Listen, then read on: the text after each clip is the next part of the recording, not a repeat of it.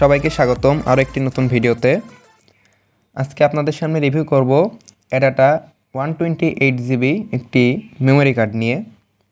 Memory কার্ডটা বেশ long time আমি ইউজ করছি এবং এই মেমোরি কার্ডটা আমি ব্যবহার করছি রিয়েলমি 8 ডিভাইসে।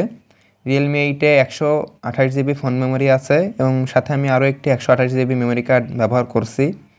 তো আজকে ভিডিওতে এই মেমোরি কার্ডের পারফরমেন্স টেস্ট এবং এর বিস্তারিত সম্পর্কে আমরা জানব। পারফরমেন্স টেস্ট হবে দুইভাবে।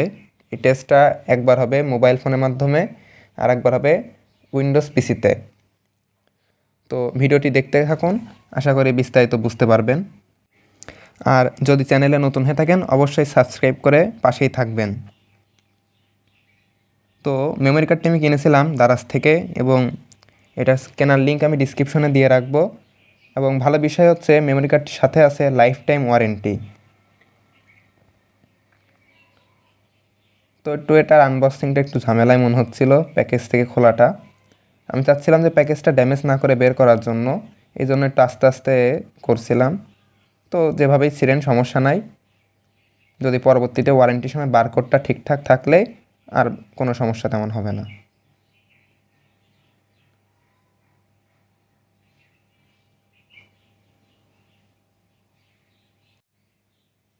তো জটিল আনবক্সিং পার করে মেমোরি কার্ডটা আমরা হাতে পেতে যাচ্ছি।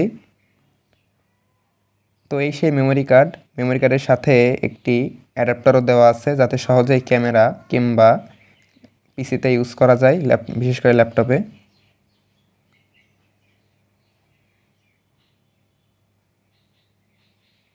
তো এই কর্নারগুলো খুঁজে পেতে একটু কষ্ট হচ্ছিল যদিও।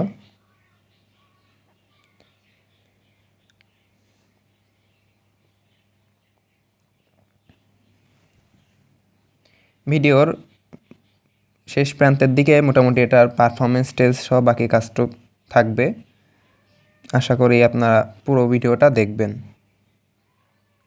তো এই সে হচ্ছে আমাদের কাঙ্ক্ষিত মেমোরি কার্ডটি। তো এইখন আমরা এই মেমোরি কার্ডটা অরিজিনাল কিনা সেটা চেক করব কিউআর কোডের মাধ্যমে। তো তার জন্য ফোনের কিউআর কোড অপশান থেকে এই মেমোরি কার্ডের পিছনে যে স্ক্যানারটা আছে ওখান থেকে স্ক্যান করলাম, করার পরে ওপেন ইন ব্রাউজারে দিলাম।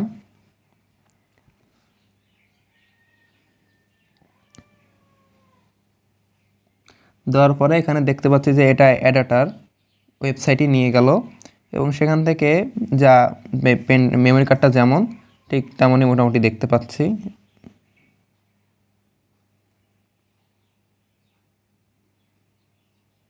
তো এবার হবে পারফরমেন্স টেস্ট।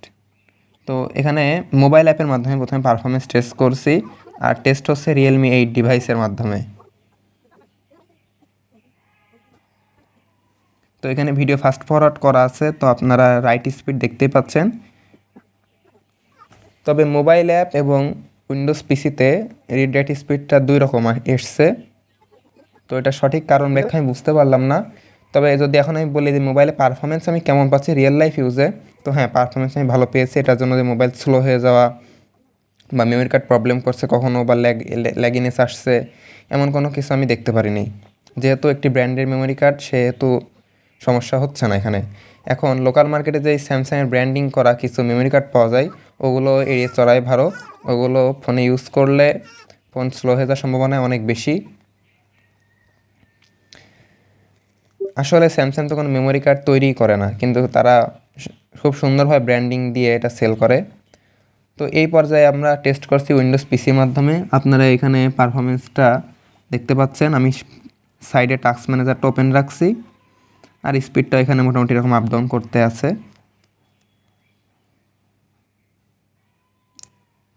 এইবার মেমোরি কার্ড থেকে পিসিতে যে ফাইল যখন নিচ্ছি তখন একটা যে স্পিডটা পাওয়া গেছে সেটা আপনারা দেখতে পাচ্ছেন। তো আশা করি মেমোরি কার্ডটি সম্পর্কে আপনারা একটা ধারণা পেয়েছেন। যদি কোনো প্রশ্ন থাকে কমেন্টে জানাতে পারেন, আমি চেষ্টা করব উত্তর দেওয়ার। ধন্যবাদ সবাইকে ভিডিওটি দেখার জন্য।